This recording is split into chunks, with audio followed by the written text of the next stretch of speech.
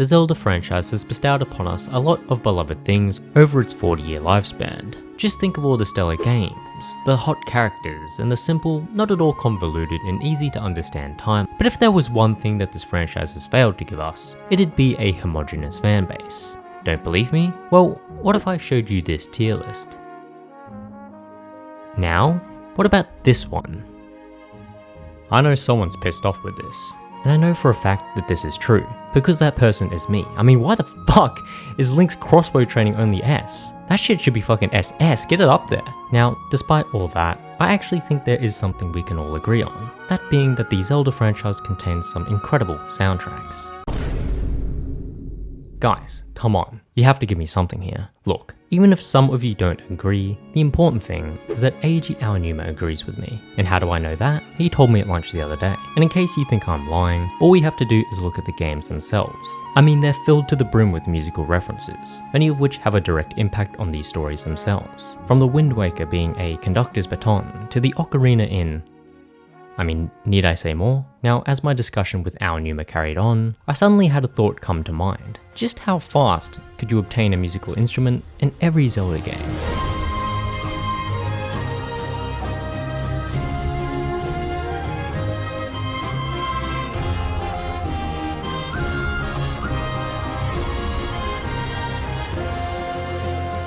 Now before we get into things, what exactly defines a musical instrument? In this case, we're talking about instruments that you're able to use directly to produce a tune or a piece of music. That means things like the Wind Waker don't count. I know. I spent a good 30 minutes trying to find some way around this because Wind Waker is my favourite game. In the same vein, when I say obtain it, I mean the main protagonist of that game has to personally pick it up, meaning Medley's harp and Makar's violin don't count either. But with those aspects defined, let's begin with the game that started it all.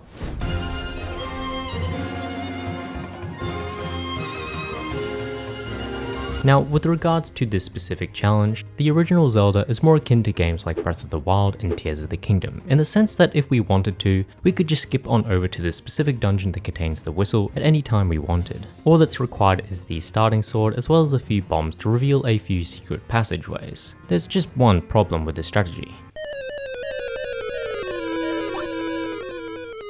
Yeah. See, the dungeon in question is the Lizard, which is usually a mid-tier venture. This is due to the copious amounts of blue dark nuts we'll have to take out, and doing so with just 3 hearts and the starting sword is borderline insane. I'm sure there's plenty of gamers out there that will claim to have done this section blindfolded with inverted controls, but after 5 or so attempts, I decided to go with a more consistent strategy. We pick up the starting sword all the same and make our way east. Along the way, we take out a few blue moblins in the hopes that they drop some bombs for us, as we'll be needing them to open up the entrances to 2 hidden caves. We grab the heart container in both of them, raising our heart total up to 5 before making our way towards the Lizard. Before we take it on, however, there's one more thing that we need to collect, and thankfully it's right next to the dungeon itself. See, with 5 hearts, we're now able to wield the white sword, which is far more effective against the blue dark nuts than our starting weapon was. After just 3 minutes, we're once again ready to take on these dark nuts.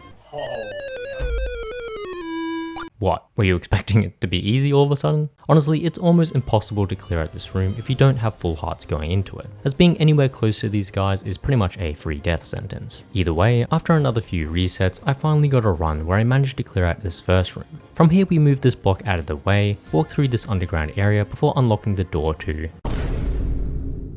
Oh, you've got to be fucking kidding me. Dramatics aside, this room isn't nearly as bad, as we're given a lot more room to move around in. After dealing with a second set of dark nuts, we can move this suspicious looking block to reveal a hidden staircase. And it's at the end of this passageway where we will find the very first instrument in Zelda's history. Now, don't be fooled. The timer might read 6 minutes, but in reality, this was a painful 45 minutes worth of attempts. And I can't believe I'm saying this, but things only get worse from here.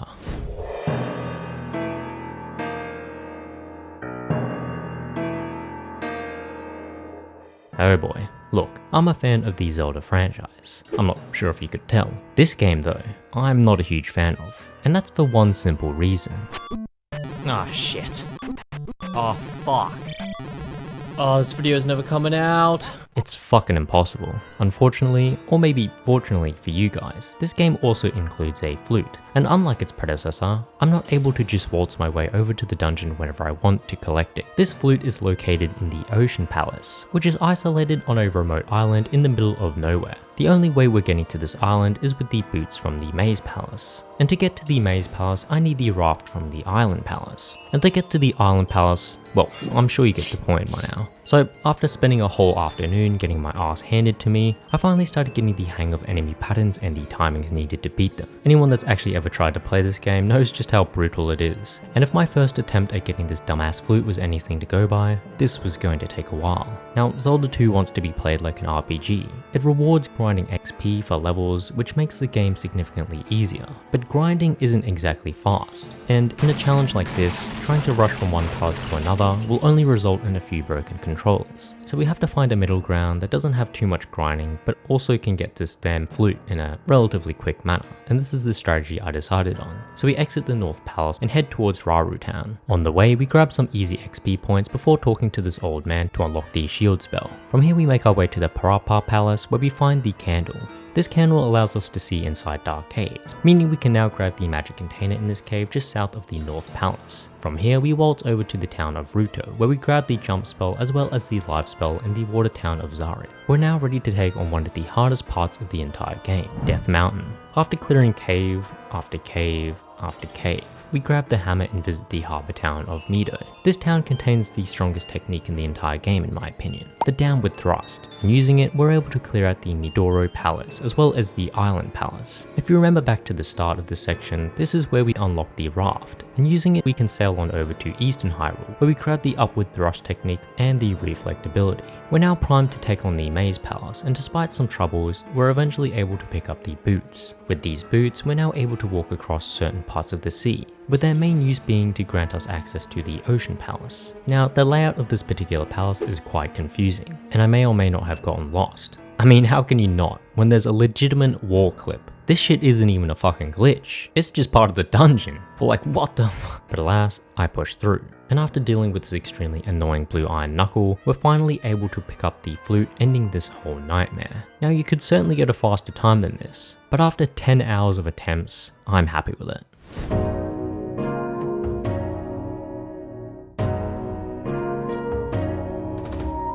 A link to the past. More like a blast from the past, am I right guys? Ah boy, as if this video couldn't get any worse. Joking aside, there's a reason why this game's considered one of the all-time greats. I mean, this game's over 30 years old and it's still looking as crispy as ever. Anyway, after waking up from the nightmare that was Zelda 2, we sneak our way into the basement of Hyrule Castle to find our uncle wounded. Anyway, we don't have time to waste on his sorry ass as we have to rescue Zelda, fight our way through some dark sewer areas and emerge at the sanctuary where the loyal sage tells us to talk to the master in Kakariko Village. Now, we could go to Kakariko Village, but that isn't actually required. Instead, we can just gun it straight to the Eastern Palace, which acts as the first dungeon of the game. After playing a strange game of chess with these unorthodox pieces, we're awarded the Pendant of Courage. We then pay a quick visit to the master who was supposed to be in Kakariko Village, but I mean, he wasn't, so I guess that sage was just trying to fucking ruin our timed run. What a fucking asshole. Anyway, the master gives us the Pegasus shoes, which is amazing because whee! In an ironic twist though, we do end up having to visit Kakariko Village, more specifically the House of Books, where we have to knock down the Book of Medora. We then dash our way over to the Desert of Mystery, where we use the Book of Medora to gain access to the Desert Palace. Again, we fight our way through it, culminating in a battle against multiple sandworms. Unfortunately, we are not able to ride these ones, and are instead rewarded with the Pendant of Power. This leaves one last pendant, and this one's stuck behind one of the most infuriating bosses to ever bless this franchise.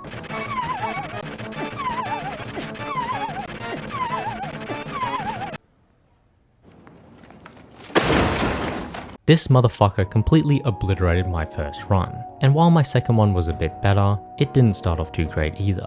Thankfully, after a few tries, I beat this dumbass worm with one heart to spare. With all three pendants, we're able to pull the Master Sword out of its pedestal, fight our way through Hyrule Castle, and clap Aghanim's cheeks, with again, one heart to my name. We're then sucked into the magnum opus gimmick of this game, the Dark World, where we have to complete one final dungeon, the Dark Palace. Now, if you've ever wondered why this is called the Dark Palace, as I was saying, What I'm trying to get across. Okay, you get the point. We face off against childhood me's favorite boss before making our way over to the Haunted Grove. Here we find something. What the hell is even that? And after talking to him, he gives us a shovel. Now after warping back to the light world, we watch in horror as he fades away. With him gone though, we can dig under these flowers to reveal an ocarina. Oh, I mean a flute. Sure. We can then warp back to the Dark World where we play him one final tune, wrapping up this run at just under the 2-hour mark.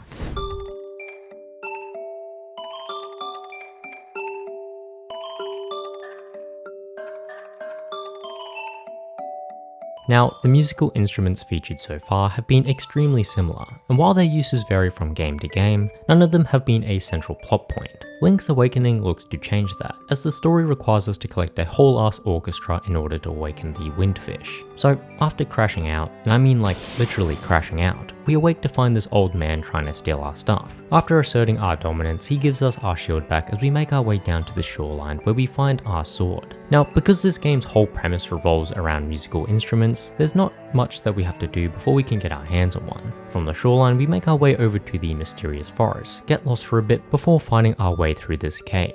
We then grab this toadstool, which is used to create some suspicious powder. Nice. We then sprinkle some of that powder on this guy cosplaying as a raccoon, only to find out that this is the same scumbag who stole our shield at the beginning of the game. Regardless, we claim the tail key and use it to enter the first dungeon of the game. Honestly, this cave is shockingly easy, so no one should have any problems getting through it unharmed. So after breezing through this beginner dungeon, we're faced with Moldorm, who we dispatch in record time. Defeating him grants us access to the last chamber, which contains the first instrument of the siren, the full moon cello. At just over 20 minutes, this takes the spot as one of the faster instruments to obtain, but despite it being one of the fastest, it can't hold a candle to this next one.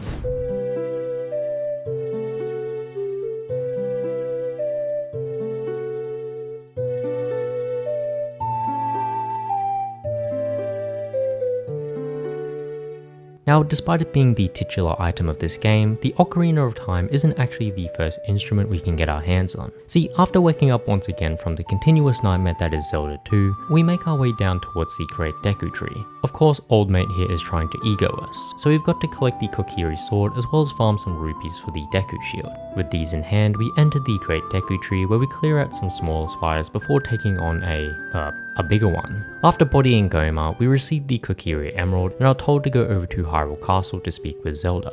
As we're leaving, however, we're stopped by Saria, who hands us the Fairy Ocarina, thus ending the run at just under 30 minutes. Let's see if its darker, more mature counterpart can beat this time.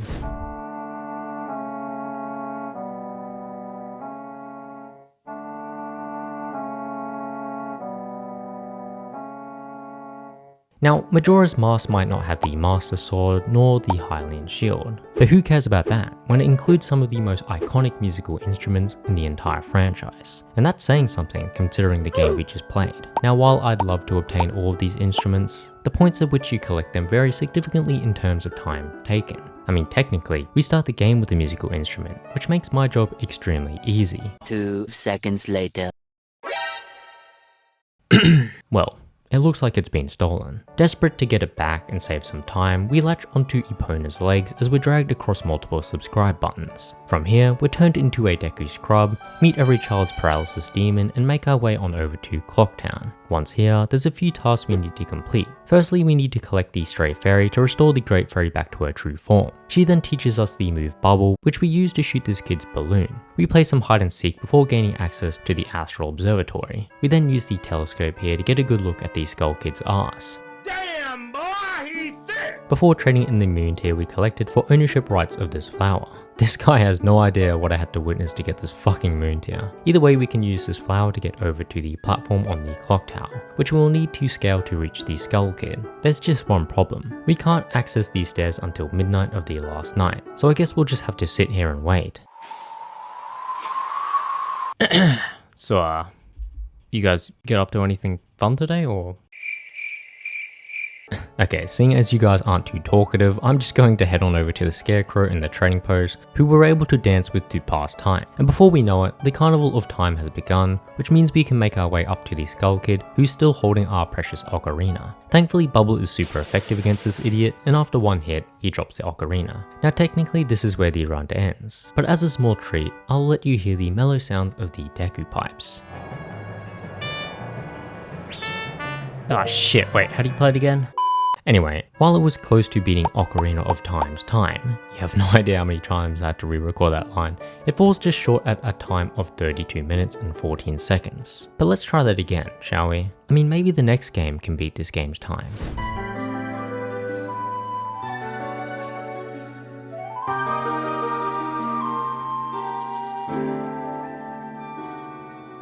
We've now entered into the most underappreciated era of Zelda games, starting with Oracle of Seasons. Now, I'm definitely part of the problem here, as I don't believe I ever finished this game, and considering how quickly you can obtain a musical instrument, I don't think I'll be finishing it this time around either. The game starts with us stumbling across a troupe of performers, one of which has an alluring charm to her.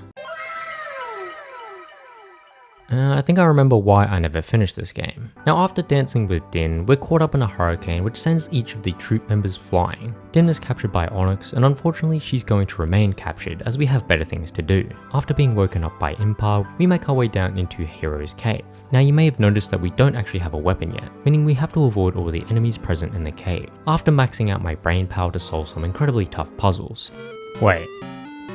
Oh, well that was fucking stupid. We're rewarded with a wooden sword at the end of the cave. From here we talk to the Maku Tree before making our way into the Gnarled Root dungeon. Thankfully this dungeon is quite short, and once we've dealt with Aquamentus, we're able to burn these bushes, granting us access to the eastern suburbs. Here we meet with a mysterious figure who we have to tail without being caught. Just watch out because she's a tricky one.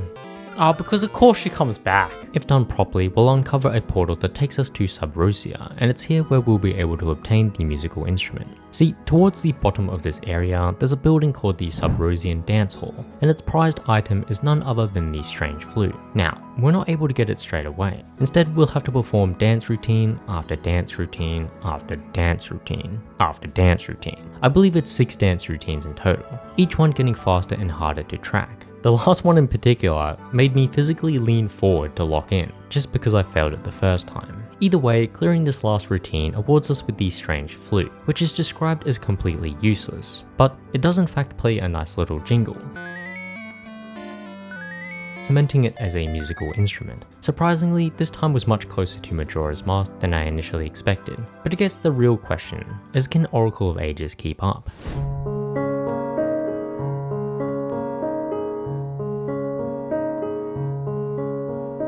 Now, as it's the sister game of Oracle of Seasons, you're probably expecting the exact same instrument, and while these strange flutes do in fact exist in Oracle of Ages, they are not the first instrument we're able to obtain. Something I failed to mention when talking about Seasons is this decision right here. Setting the text speed to fast is a huge time save, even if it means you can't read a fucking thing. Now in the same vein as Seasons, we're lulled into a false sense of safety by Nehru's voice, only for shit to hit the fan because, oh god, Impa was possessed by Viran, who then possesses Nehru before jumping back in time. This time around though, we're given the wooden sword to start with, before meeting up with the Maku Tree, who's a lot bubblier this time around. She then disappears, compelling us to jump back in time ourselves to save her. Again, we make our way through the prologue dungeon before fending off some moblins. Witnessing the sheer ability of Link, the young Maku Tree is immediately down bad for him, a feeling that apparently hasn't faded even after a few hundred years. Rizzing aside, we burn a few bushes before making our way into the first real dungeon of the game. Now this one looks a lot bigger than the one from Seasons, but in all honesty, it's much simpler. Once we've dealt with old Pumpkinhead here,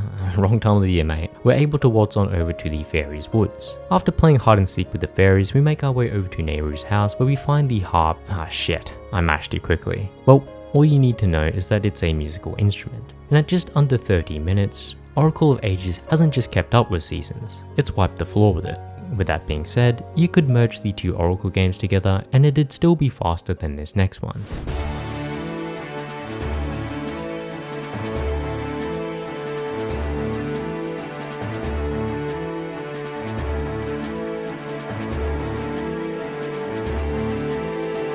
Ah, here it is. the most underappreciated Zelda game in the entire franchise. Who knew pairing Capcom with Nintendo would result in such a solid game? Glazing aside, there's quite a few things we need to do before we're able to stumble across this musical instrument. The game begins with us having a nice little date with Zelda where we check out the Picori Festival. Things soon go sour as Vati shatters the Picori blade while also turning Zelda to stone. In an attempt to restore the blade to its former glory, we head off to the Minish Woods where we team up with Eslo. With him plastered to our forehead, we're now able to shrink to the size of my...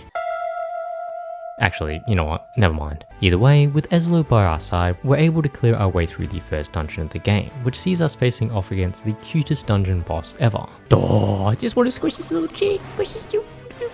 We pick up some bombs on the way out, as you do, learn the legendary spin attack because why not, and spam roll our way towards Mount Krenel. After flexing our insane athleticism, which sees us carrying objects 100 times our weight as well as scaling rocky mountains, we finally gain access to the second dungeon, the Cave of Flames. We soar around the rooms with the help of these minecarts before testing out our mashing ability against Gleerock. We head back to Hyrule Town in the hopes of grabbing a pair of Pegasus boots, only to find the shoemaker asleep on the job. We then do some backtracking back to the Minish Woods for a potion to help wake him up. With the boots strapped tight, we dash our way into the most confusing dungeon to ever exist. I literally studied and practiced this dungeon twice before doing this run, and I still got fucking lost during the timed run. Fuck's sake. Having to drop multiple floors and dig across screens with these mitts was so goddamn confusing. Either way, after losing my mind for a good while, we somehow stumbled across the boss arena where we quickly dispatch Mazal. Finally, we can walk up these steps here and read the stone tablet. This causes Zephyr to drop a familiar looking instrument on the ground behind us, and walking up to it, it's revealed to be the Ocarina of Wind, thus ending our run at around the 3-hour 15-minute mark. Honestly, you could probably get this done in under 3 hours if you were being extremely efficient, but all things considered, I'm pretty happy with this time.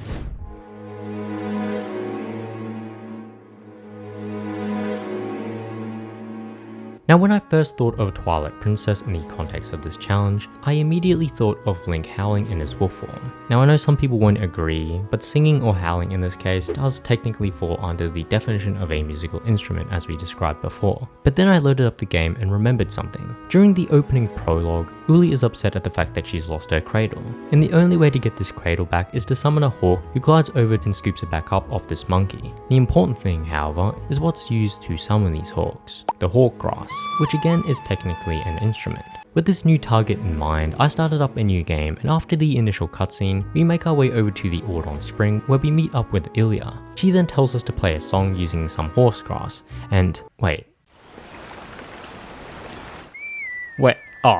this is a fucking instrument. Oh shit. I was so focused on the hawk grass that I completely forgot about the horse grass. You can literally see me fumble over myself trying to stop the timer as I realized this in real time. Now because this is so early on into the game, I just decided to redo it all with our final time coming to just under 4 minutes. With a time like that, I'm not sure any other game stands a chance. Now just like with Wind Waker, Phantom Hourglass doesn't include a musical instrument, and despite my best efforts, I could not for the life of me find a single person playing any sort of musical piece on an hourglass. So I guess we'll just have to skip this one as well.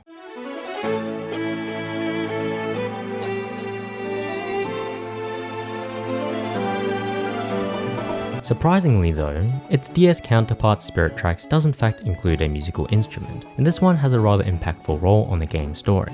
Not that I'd know because I've never played Spirit Tracks, which became embarrassingly evident as I stumbled my way through the very simple prologue. Wait, do you move with the stylus? Well, duh. Wait, you can get dizzy? What if I... Oh, for fuck's sake.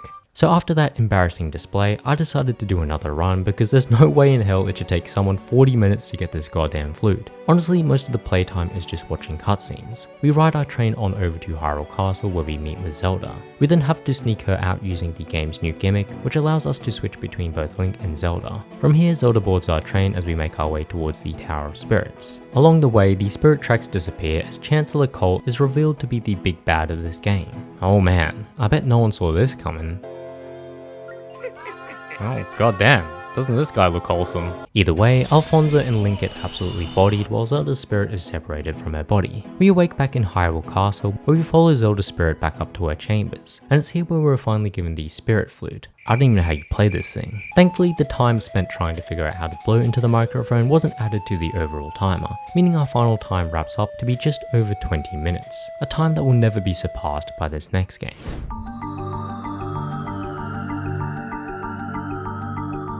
Oh god, here we go again. If you haven't seen my previous 2 videos regarding the Hylian Shield and the Master Sword, then prepare yourself, because this game right here has sucked the life out of me over the last 6 months for these challenges. This time thankfully, we don't have to play through the whole last game to acquire our instrument of choice. All we have to do is free our loft wing, beat Cruz in the wing ceremony, work our way through, make our way clear that out, then fly over to the tablet.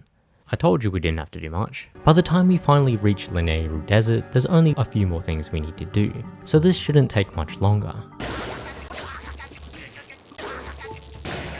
God, you'd think I'd be better at avoiding these paralyzing strikes, but alas, this area continues to humble me.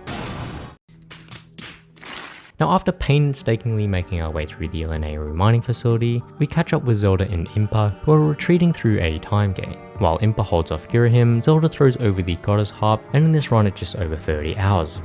I mean 3 hours. Fuck, this game has done a number on me. This is the first time where Skyward Sword hasn't taken the longest time to reach our goal, and while I'd like to chalk that up to my god-given talents, in reality, the harp is just obtained at a relatively early section of the game, unlike other items. Either way, it's time to head back on over to the handholds with this next one.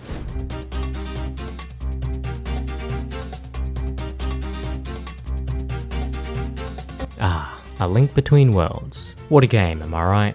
Can you believe this game is still so underrated even to this day? I mean, come on. Am I safe yet? Joking aside, I know some of you are probably scratching your heads with this one, and honestly, I was as well. Thankfully, we don't have to venture too far into the game to receive the instrument I have in my mind. In fact, after clearing out these sewers, we confront Yuga for the first time, where we cut him down. Either way, we wake to find some freeloader trying to bribe us for a place to stay.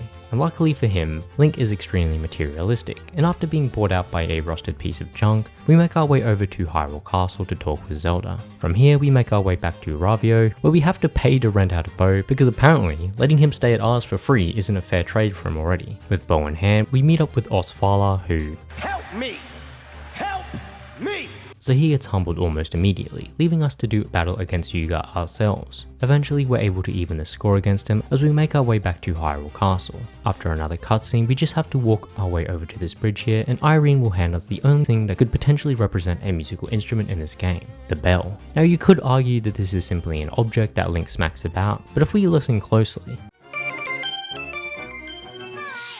I mean, I don't know about you guys, but that's got a nice little jingle to it, right? It kind of gets you moving, right? You could set this as your phone's ringtone, and I'm sure people would be bopping their heads to it and asking where it's from. I'm not really selling it, am I? Look, if the triangle can make it as a percussion instrument, then I don't see why this magical bell can't as well, as it belongs to the exact same family. At just over the 30-minute mark, this makes it one of the faster instruments to obtain. And just like that, we've got one game left to cover.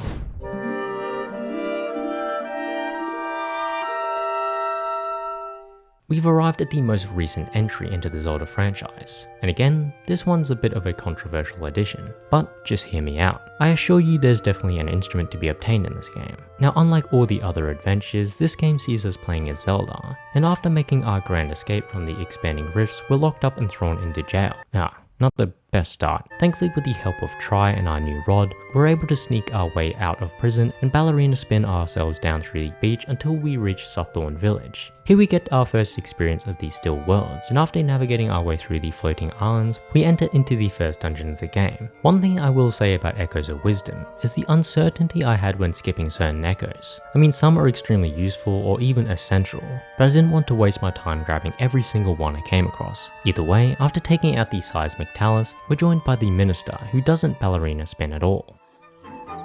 Wait, what the fuck? Wait, I have to stay with her? From this point on, we're essentially free to explore the world, and it was at this point where I thought I could just rush straight to the ranch to obtain the instrument. There was just one problem though. See, apparently you can't do flag races with rental horses. Yeah, This was going to take a lot longer than I thought. To save everyone some time though, here's a little rundown of things we had to do. First, we made our way over to the Gerudo Desert where we had to do a whole bunch of tasks before facing off against Mogriff. In the same vein, we had to make our way over to Jabal Waters to help Lord Jabal Jabal, who's been sucked up into the rift himself. We then clear out the Jabal ruins, which ends with an admittedly annoying boss fight, ultimately closing up the rift there as well. As you can see, what I initially thought was going to be a simple 1-hour run quickly turned into my whole afternoon evaporating. Either way, all we have to do now is enter the rift surrounding Hyrule Castle, face off against Ganon for the second time, and finally we're able to talk to Impa to start her side quest. All that's required here is a few more hide and seek games with Tri's friends, and at the end of it all, we finally got a horse to call our own. After 4.5 hours, we're able to participate in some simple flag races, and once we complete the medium course in under 25 seconds, we're awarded with the prismatic music box. Now there's probably some of you out there thinking,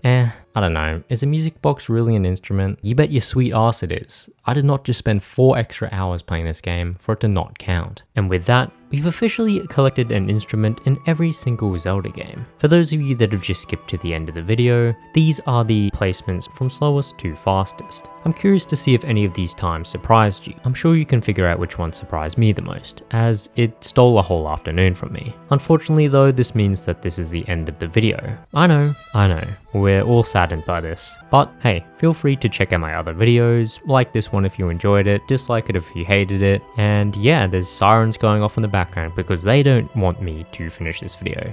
You can subscribe, but honestly you'd be crazy if you subscribed. Either way, I hope you guys have a great rest of your day, and I'll be seeing you all in the next video.